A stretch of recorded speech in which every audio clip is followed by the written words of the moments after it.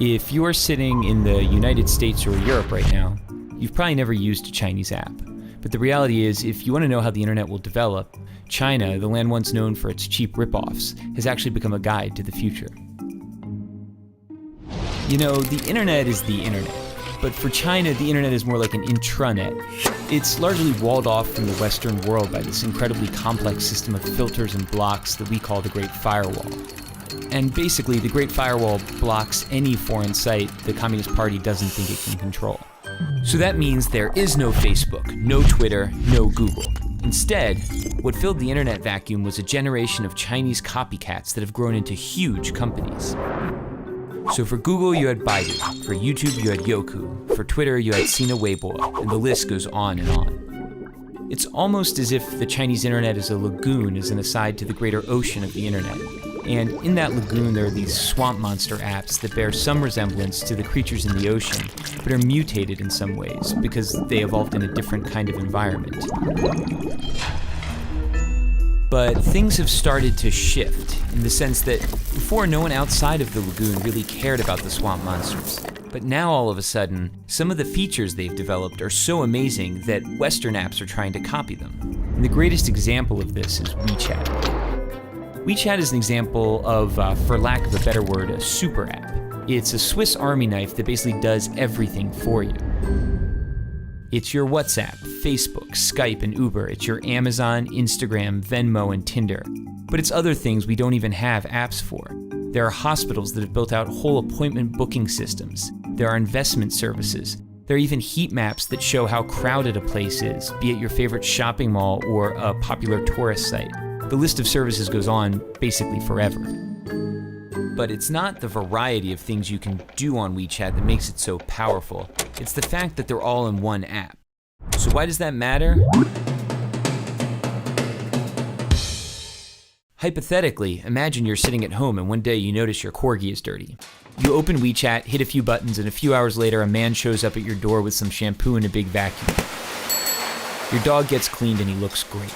You take a photo, you share it with your friends, and tag the dog cleaning business. You haven't left the app. Your friend who likes Hello Kitty and works a boring office job is slacking off at work and looking at WeChat. She sees the photo of your clean corgi. She decides she wants her poodle cleaned. She clicks the tag on your photo and orders the same service. Within seconds, the man with the big vacuum is on his way to her house. She pays him, and he's happy because he got paid instantly on WeChat. She starts chatting with you to thank you. Neither of you have left the app. While chatting, she tells you about a new hip noodle joint. She says, you have to come. It's a schlep, but you accept. She orders food while still at her desk. You order a taxi. She pays for the food. On the way to her house, the man with the big vacuum invests the money he earned from both of you into a wealth management product that's probably a little too risky. Neither of you nor the man with the big vacuum have left the app. Both of you arrive and the app tells the kitchen you're there. Your WeChat profile photo pops up on the wall. It's an old photo from the year you had that weird part in your hair. Of course she makes a comment. Your food is served. You notice your meat is a bit overcooked, so you snap a photo and post a disparaging restaurant review. You're already on your phone and you remember you still owe your friend money because she paid. You transfer her money. Neither of you, the man with the big vacuum, nor the restaurant have left the app. At the restaurant, there are no menus, there are no waiters, there is no cashier. There is only WeChat. By rolling so many functions into one single app, it's altered the concept of virality. It's no longer just videos or images or tweets that can go viral. It's a dog washer, noodles, all sorts of companies and products that get the push of a social network. Here in China, that network is 700 million people.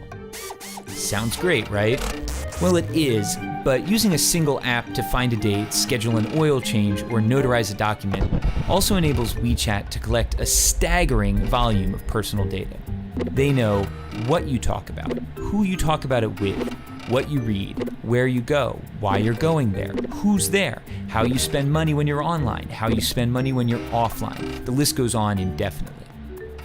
For advertisers, this is a miracle.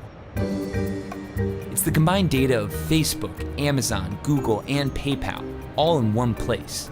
The problem is, all of the data is information Chinese companies are forced to share with the Chinese government, which has a long record of human rights violations and isn't exactly shy about stalking its citizens. So if you're not in China, why does this matter? It matters because we're starting to see a number of Western tech companies attempt to replicate super apps like WeChat.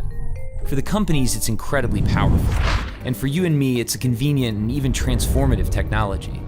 But of course, it could also be problematic.